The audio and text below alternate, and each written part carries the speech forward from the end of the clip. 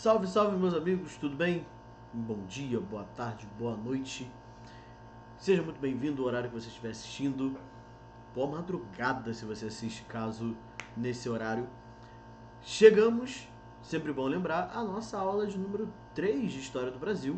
Lembrando, na primeira aula nós fizemos um apanhado geral sobre a formação do Estado português até o processo de expansão marítima. E na nossa aula 2, nós já falamos de Brasil de fato. E aí falando de período pré-colonial, a importância, por exemplo, do pau-brasil, as tentativas de invasões dentro do território brasileiro, principalmente de franceses. Falamos da diferença entre o que é escambo, o que é estanco, a implementação de feitorias, a concessão do estanco a Fernão de Noronha, por exemplo, as expedições marítimas portuguesas para salvaguardar a posse da terra brasileira, principalmente.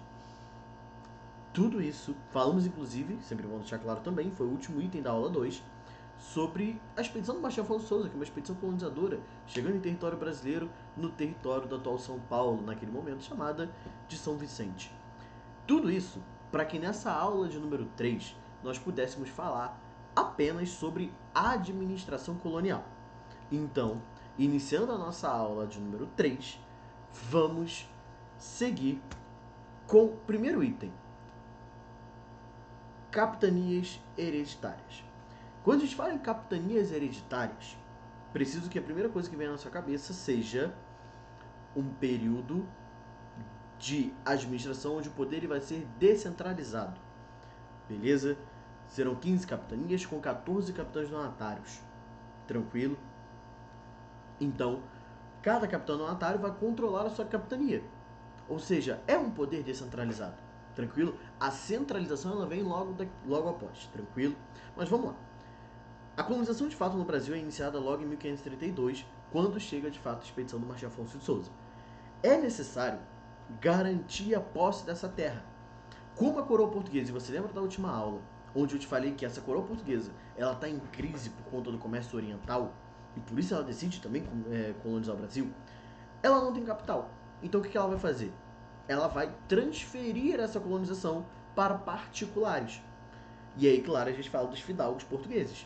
Muitos deles vão ser inclusive cristãos novos. Cristãos novos, só lembrando do termo, são judeus convertidos ao catolicismo. Lembrando, tá? Ainda no final do século XV, vários judeus vão sair da Espanha em direção a Portugal e vão ser obrigados a se converter ao catolicismo. Tudo bem? Então, por isso, essa quantidade é enorme. Mais de 100 mil judeus, né, na verdade, vão fazer essa migração da Espanha para Portugal e vão acabar tendo que se transformar em católicos, beleza? Fazer essa mudança religiosa, se converter ao catolicismo. Além disso, preciso que você entenda que a autoridade máxima na colônia vai ser o capitão donatário. Pô, professor, mas são 14 capitães donatários? Sim, por isso é um poder descentralizado. Tranquilo? E lembra, sempre bom lembrar, né? Não custa nada lembrar. Capitanias hereditárias, então de fato é passado de pai para filho. E sempre o filho mais velho. Tudo bem? Não esquece disso. Tem algumas capitanias, gente, que a gente olha aqui, observa logo no mapa, e a gente lembra de alguns nomes. Claro, por exemplo, a capitania de São Vicente vai ser uma capitania vai controlada pelo próprio... Ai, fugiu o nome. Pelo próprio Martim Afonso de Souza. A capitania, por exemplo, de Pernambuco é pelo Duarte Coelho. Enfim, citei as duas porque vão ser as duas principais. A gente cita o motivo delas serem as principais daqui a pouco. Mas tem algumas, gente, e aí a gente fala, né, em 15 capitanias e 14 capitães donatários, porque, por exemplo, a capitania de Ilhéus, ela não vai receber o capitão donatário, né, quem foi doado essa terra, quem a coroa portuguesa doou essa terra, ele simplesmente não vem para o território brasileiro. E isso tem alguns motivos que a gente cita daqui a pouco, que são os problemas das capitanias. Mas vamos lá. Quando o capitão donatário sai de Portugal, vem para o Brasil, ele vem com duas cartas. O que vai dizer sobre os direitos e os deveres desse cara? É a carta de doação. Carta de doação, gente, vai no nome, doação. Então ela está doando.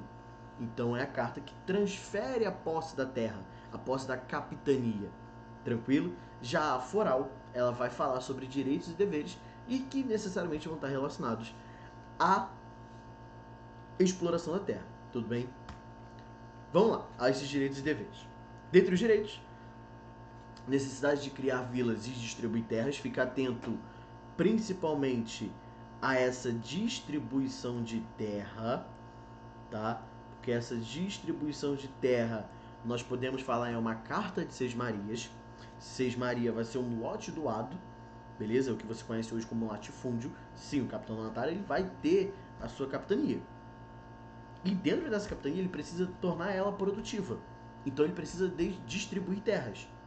Então ele vai distribuir Sesmarias, claro. Parece ter uma pirâmide, né, econômica. Mas enfim, é tranquilo de entender. O capitão donatário ele doa a Sesmaria. Quem recebe essa Sesmaria, pode ser um colono que veio com ele, por exemplo, vai ter até 5 anos para tornar essa terra produtiva também. E aí, claro, o sesmeiro, que é o dono da Sesmaria, ele precisa conferir o lucro para o capitão donatário. E o capitão donatário conferiu o lucro para a coroa portuguesa. Tudo bem? Então, de fato, lembra muito um esquema de pirâmide, as capitanias hereditárias. Pode aparecer também, acho que eu já citei, como carta de Sesmarias, tá bom? Que é essa transferência de terra dentro da capitania. O capitão donatário também tem o direito, ele também tem o direito de exercer a sua autoridade administrativa, sua autoridade judicial dentro da sua capitania. Tranquilo? Então cada capitania vai exercer um tipo administrativo, um tipo judicial. Podendo ainda escravizar indígenas por meio da guerra justa sempre entre aspas, porque não vai ser justa, tá? De forma bem rápida. Essa questão da guerra justa, o colono ele poderia desafiar o indígena para um conflito, e aí caso ele vencesse, o indígena seria escravizado. Caso ele perdesse, o indígena continuaria livre. Tranquilo? Então por isso aparece sempre entre aspas. Beleza? Além, claro, de receber 5% do lucro do pau-brasil. Tem algumas observações que a gente pode fazer, inclusive, tá? Como a bibliografia da ESA mudou, o Gilberto Cotrim, desculpa, o Cláudio Vicentino, no seu livro, que é diferente da SpaceX, sempre bom deixar isso claro, ele faz ele coloca um ponto muito importante. Existem relatos de que a primeira capitania do Brasil foi Fernando de Noronha, dada a Fernão de Noronha. Tá? Lá em 1504, isso no ano de 1504, e que vai ser confirmada pelo rei Dom João III já na década de 1520. Beleza? Então a primeira capitania do Brasil, ela não vai ser durante a década de 1530. Ela é para Fernão de Noronha.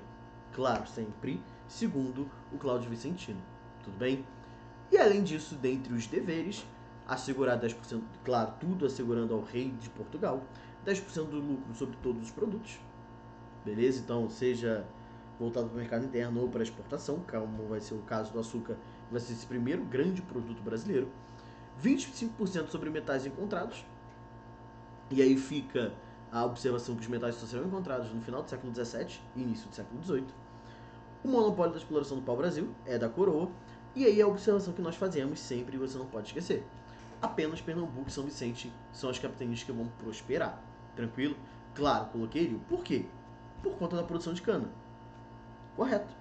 Pernambuco é o principal centro produtor de cana-de-açúcar. Gente, século XVII, Pernambuco se torna o maior polo produtor de cana do planeta durante o período da estadia dos holandeses aqui no território brasileiro. Já São Vicente ele não se destaca só pela produção de cana, mas também pela criação de gado. Você tem a criação de vários centros na capitania, por exemplo, Santos, São Paulo, Itanhaém também é outro centro.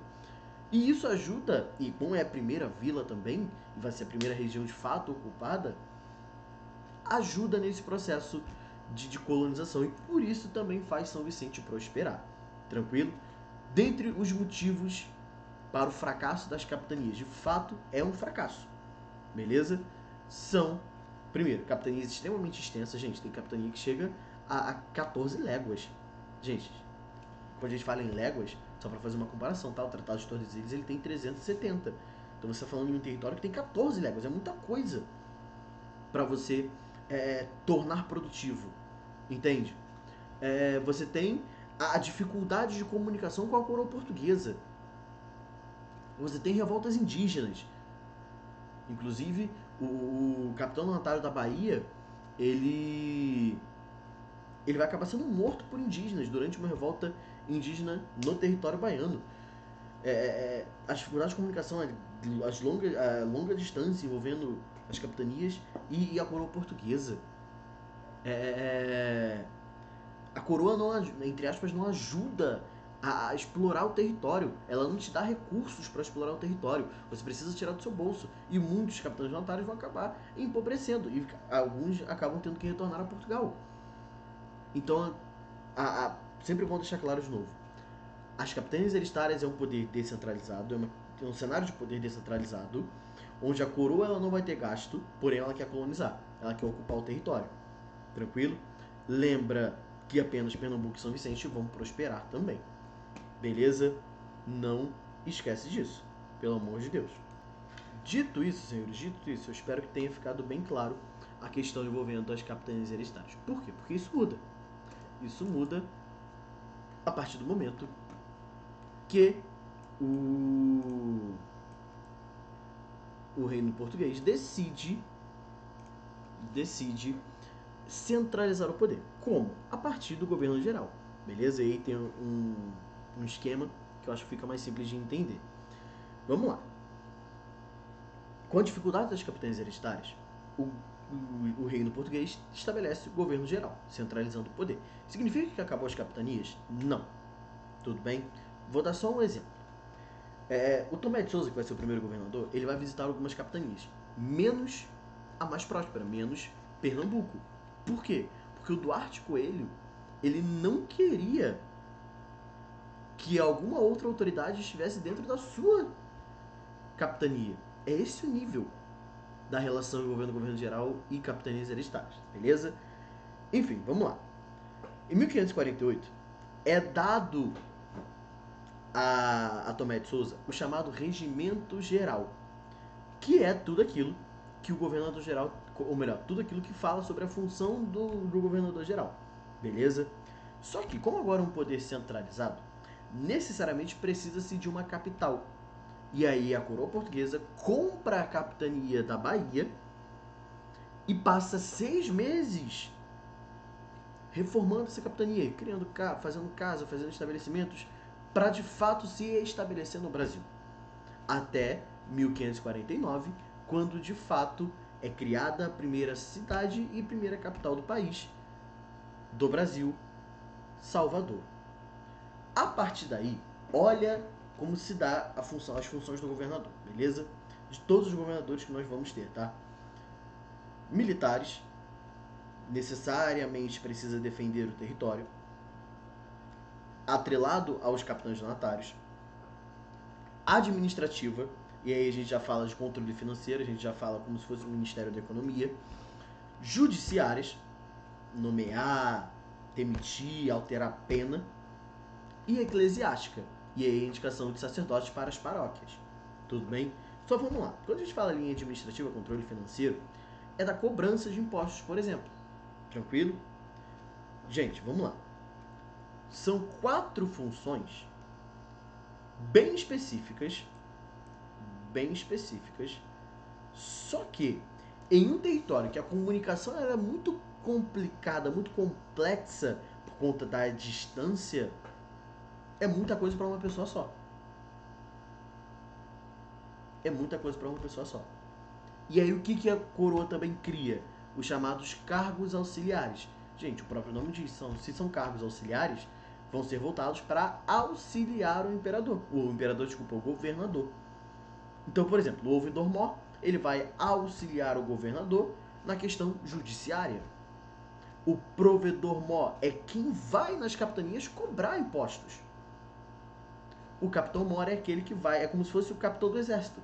Ele vai auxiliar na defesa do território contra invasões estrangeiras. Tranquilo? Essas são as funções dos cargos auxiliares, beleza? Olhando pro esqueminha colocado na imagem, olha lá, nós temos o governo geral, ou seja, o governador geral no topo, quem comanda toda a colônia. Abaixo dele, os cargos auxiliares, ouvidor, provedor e capitão-mor. Abaixo deles, os capitães donatários. Por último, as câmaras municipais que a gente vai citar no final da nossa aula ainda, tá? Dito isso, vamos ao primeiro governador geral primeiro governador-geral, Tomé de Souza. Funda a primeira capital do Brasil, primeira cidade, primeira capital, Salvador, 1549, como já dito. Funda o primeiro bispado do Brasil. Vem com o Tomé de Souza, o Manuel da Nóbrega, que é um jesuíta, e vai fundar os chamados colégios. É a primeira ideia de educação no Brasil, tranquilo? A partir da ação dos jesuítas, da coroa portuguesa. A partir daí, com a criação desse bispado, que é a ideia de você ter um bispo comandando a religiosidade na colônia, posteriormente, daqui a pouco a gente vai citar, também chega mais outros líderes católicos, como é o caso, por exemplo, do José de Anchieta. Para quem é do Rio de Janeiro, José de Anchieta foi muito presente na região, principalmente aqui de Magé. Mas enfim, tem outras questões também, como a implantação pecuária, incentivo à cana-de-açúcar e, claro, o que nós chamamos de aculturação indígena. E é o que vai gerar, por exemplo, a invasão francesa no Rio de Janeiro e o apoio dos indígenas a esses franceses. Quando a gente fala de aculturação, e eu preciso que você lembre da aula de português, o A na aula de português ele é prefixo de negação. Então vamos lá, você tem a palavra cultura com o prefixo de negação, o A. Então você está falando em negar a cultura indígena. Como? Implementando a cultura portuguesa cristã. Tranquilo? Como? Catequizando esses indígenas. Beleza? Você vai passar a escravizar todo indígena que não for convertido ao catolicismo. Porque o papel da igreja ele é muito importante nesse Brasil colonial. Tranquilo? Além disso, vamos lá. Seguindo, ó. Temos ainda o segundo governo geral, que esse é mais complexo, tá? Esse é muito mais... Não é que seja complexo, tá? Mas ele é muito mais complicado pro próprio governador, que é o Duarte da Costa, beleza? Ele vai entrar em conflito com o bispado, ele por conta do filho dele mais novo, ele entra em conflito com os franceses que invadem o território dele, que invadem o território brasileiro durante a estadia, durante o governo do Duarte da Costa, tranquilo? Porém, nós temos ainda a chegada de mais jesuítas, destaque fica, como dito, para o José de Anchieta, que junto ao Manuel da Nóbrega vai fundar o Colégio de São Paulo, na atual cidade de São Paulo, na época capitania de São Vicente. Isso já no ano de 1554. Tranquilo? E aí, claro, é o maior símbolo desse poder de Portugal e da Igreja Católica dentro do território brasileiro, onde você passa a controlar também a educação. Tranquilo? Como dito, o governo Duarte da Costa, ele sofre com a invasão francesa no Rio de Janeiro, a chamada França Antártica. Vamos lá, como é que você pode lembrar de França Antártica? Vamos lá. Deixa eu vir para esse daqui que fica mais fácil porque tem mais espaço. Vamos lá. Imagina que aqui, provavelmente você vai ver muito Thiago fazer isso, chamado Pastelzinho do Brasil. Pastelzinho do Brasil porque é só o litoral brasileiro, beleza? Pô, professor, é por conta do Tratado de Tordesilhas? Não, só pra gente ter uma noção melhor. A invasão se dá no Rio de Janeiro. Mais ou menos aqui. Pô, professor, teremos outra invasão? Teremos. Estaremos na aula de União Ibérica, que é a invasão francesa no Maranhão. Tranquilo? Tranquilo? E aí já século XVII. Então, você tem Rio de Janeiro, você vai ter o Maranhão mais ou menos aqui. No Maranhão, nós chamamos de França equinocial. Tudo tem um motivo, tá?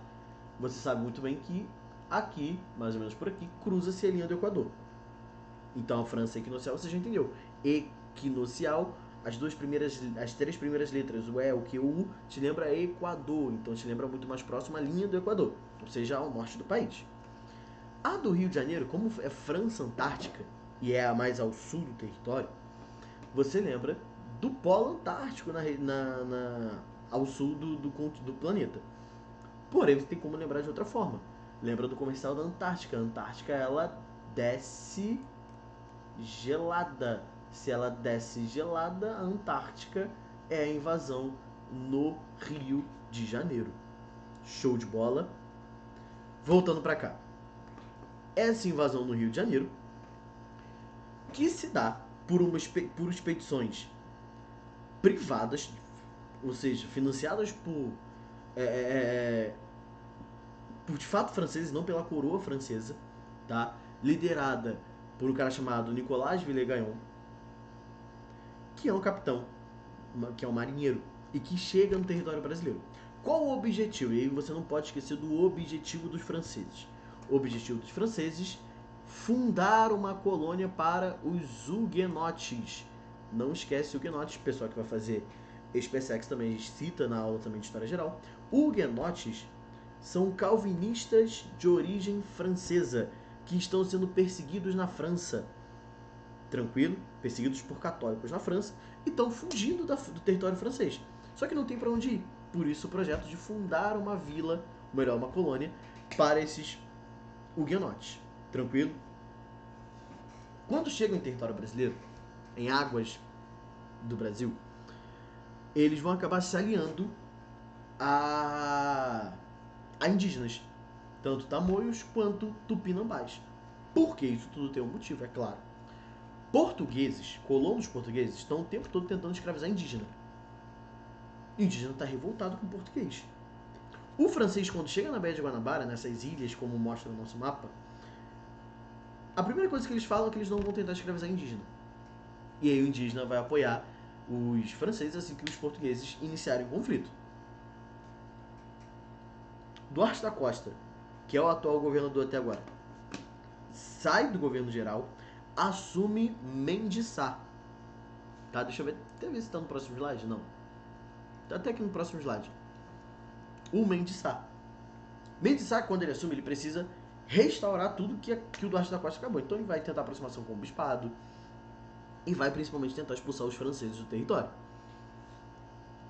Vai se aliar a mais uma tribo, ou melhor, a uma outra tribo indígena, que era adversária tanto de Tupinambás quanto dos tamoios, que são os Temiminó. Temiminó, liderados pelo indígena Araribóia. Essa estátua fica atualmente na cidade de Niterói, no Rio de Janeiro. Tranquilo? A partir daí, a coroa começa a mandar recursos também para expulsar indígenas. Expulsar franceses. E a partir daí, envia Estácio de Sá, sobrinho do Mendes de Sá, que vai se atrelar de fato, se associar na verdade ao Temiminó, conseguindo capturar e até matando alguns indígenas das outras tribos, tanto Tamoio quanto Tupinambás. E a partir daí, em um determinado conflito, o Estácio de Sá vai acabar tomando uma flechada no peito e acaba falecendo. Só que antes de falecer, dia 1º de março de 1565, ele vai fundar a cidade de São Sebastião do Rio de Janeiro. Ele, junto ao seu tio Mendes Sá, fundam a atual cidade do Rio de Janeiro. Tranquilo? A partir daí, os tamoios, tupinambás e os próprios franceses estão mais enfraquecidos. E aí fica muito mais fácil de você expulsar os franceses do seu território. E aí, em 1567, os franceses vão ser expulsos da Baía de Guanabara, de fato. Tranquilo? Aqui, novamente, a imagem do Araribóia no território, na atual cidade de Niterói. Lembrando, tá no final do conflito, o Mendes Sá, como recompensa, ele dá uma sesmaria ao Araribóia. Essa sesmaria, atualmente em Niterói, do outro lado da Baía de Guanabara. Por isso, a estátua do Araribóia na região. Aqui, temos ainda o terceiro governo geral, como já citado, do Mendes Sá, que consegue expulsar os franceses, uma maior aproximação com o bispado. Enfim, só que tem mais um problema. Quando o Mendes Sá é para ser substituído, o governador que está vindo de Portugal, esse novo governador, ele acaba sendo morto por franceses, por piratas franceses no meio do oceano. Então o Mendes Sá ele precisa continuar. Só que o que acontece? O Mendes Sá ele vai acabar morrendo. Fica muito velho e acaba morrendo. Quando ele morre, o que a coroa portuguesa vai fazer? Ela vai dividir esse governo geral em governo geral do norte e governo do sul. E aí uma capital, Salvador, a outra Rio de Janeiro. Tranquilo? Capital oficial, Salvador. Tranquilo? Lembrando que Rio de Janeiro só se torna capital oficial em 1763, já no século XVIII. Porém, aqui a gente traz outras questões, como por exemplo o padroado, tá? Onde nós falamos de um catolicismo que vai ser religião oficial da colônia e que já era religião oficial também do território português, da metrópole portuguesa. Além disso, ativo participação no processo de colonização, e também no processo de expansão territorial, que nós estaremos em uma das aulas no decorrer do nosso curso. Essa participação nesse processo de colonização se dá a partir da catequização dos indígenas que estão no local brasileiro. O padroado, de fato, ele é a ligação entre Estado e Igreja, estabelecendo direitos e deveres da coroa em relação à Igreja. Tranquilo? Como é que isso funciona? Quais os deveres e quais os direitos? Vamos lá. Dentre os deveres, deveria garantir a expansão do catolicismo, ou seja, precisava ajudar a Igreja Católica a expandir a religião cristã. Por quê? A Europa está vivendo reforma religiosa desde 1517. A Igreja Católica precisa aumentar o seu poder. Como uma igreja tem muito poder? Com mais fiéis. E aí por isso a Igreja Católica vem para esse mundo. Vem para esse novo mundo, como os ibéricos vão chamar. E por que Portugal? Claro que não é só Portugal, a Espanha também facilita. São dois reinos extremamente católicos, tanto Portugal quanto Espanha. Tranquilo? Além disso, precisava construir igrejas para cuidar de sua conservação, remunerar sacerdotes, ou seja, sacerdotes eram praticamente funcionários estatais. Dentre os direitos, poderia nomear bispos e criar dioceses, poderia recolher o dízimo e também poderia, claro, atrelado à igreja, também expandir a fé cristã. Tranquilo? Professor, a Inquisição vem para o Brasil? Vem, mas vem numa questão do que nós chamamos de visitação. Tranquilo? Não é que ela vai ser instalada no Brasil. Não. Teremos visitações. Tranquilo? Então vamos lá. O que é a Inquisição? Para que a Inquisição serve? Não só no Brasil, tá?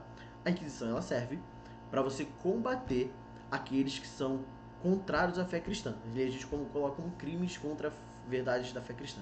Mas enfim, aqueles que não são católicos. Tranquilo? E aí alguns cristãos novos vão acabar sendo capturados pela igreja. Tranquilo?